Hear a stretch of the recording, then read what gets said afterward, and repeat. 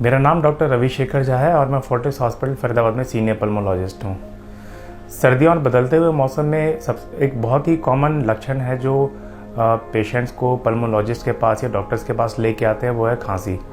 खांसी या कफ जिसको हम इंग्लिश में कहते हैं, वो कई तरह से प्रेजेंट करती है पेशेंट में। कुछ लोगों को सूखी खांसी होती है। सूखी खांसी मतलब वो खांसते हैं लेकिन अंदर से कुछ बलगम जैसा नहीं निकलता है। कुछ लोगों को बलगम वाली खांसी होती है। मोस्टली देखा गया है कि जो सूखी खांसी होती है और शॉर्ट लास्टिंग होती है, जो 5 से 7 दिन तक रहती है, वो मेजॉरिटी ऑफ केस में वायरल इन्फेक्शन की वजह से होती है। लेकिन कुछ लोगों को ऐसा होता है कि उनको पूरे साल में कम से कम 3 से 4 बार खांसी होती है, स्पेशली जब भी मौसम बदलता है। इस तरह की खांसी अगर आपको वेदर चेंज होने पे होती है और रात को वर्स हो जाती है तो बहुत ज़्यादा केस में एलर्जी के लक्षण होते हैं। एलर्जी वाली खांसी इस तरह की होती है कि लोग कई बार दिन भर ठीक रहते हैं, लेकिन जैसे ही किसी स्ट्रॉन्ग स्मेल के कांटेक्ट में आए, किसी परफ्यूम या अगरबत्ती के कांटेक्ट में आए तो उनको खांसी शुरू हो जाती है। या फिर वो दिन भर ठीक रहे, रात को सोने गए तो मिडनाइट के आसपास, स्पेशली 2 से 3 बजे के आसपास खांसी की वजह से उनको उठना पड़ जाता है। इस तरह की खांसी हमेशा एलर्जी के लक्षण होते हैं और आपको अपने डॉक्टर से मिलना चाहिए। कई बार ऐसा होता है कि खांसी के साथ इंसान को बलगम आना शुरू हो जाता है। यह बलगम सफ़ेद, पीला, हरा या काला किसी भी रंग का हो सकता है। नॉर्मली सफ़ेद या काला बलगम अगर आपको खांसी के साथ आता है तो ये एलर्जी का लक्षण होता है।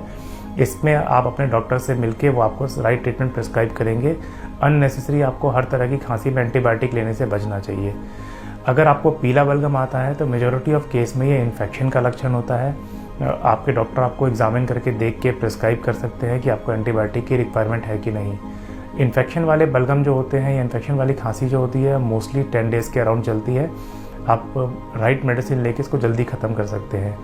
अगर खांसी के साथ पीला बलगम आ रहा है और आपको चेस्ट में इन्फेक्शन का डाउट है, डॉक्टर से जल्दी मिलना इसलिए ज़रूरी होता है क्योंकि ये अगर टाइमली ट्रीट नहीं हुआ तो निमोनिया में कन्वर्ट हो सकता है, ख़ासतौर पे उनमें जिनकी एज 50 साल से ज़्यादा या फिर 15 साल से कम की है। तो कभी भी खांसी को और बलगम को इग्नोर ना करें।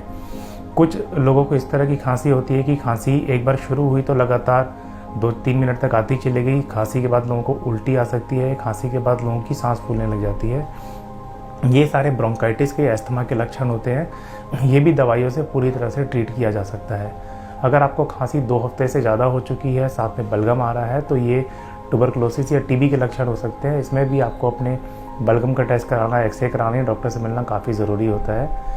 बेसिकली किसी भी तरह की खांसी को इग्नोर नहीं करना चाहिए। अगर खांसी आपको 3-4 दिन से ज़्यादा है तो अपने डॉक्टर से ज़रूर मिलना चाहिए। या अगर आपकी खांसी आपको रात में नींद डिस्टर्ब कर रही है तो ज़रूर से ज़रूर अपने डॉक्टर से मिलना चाहिए। Thank you.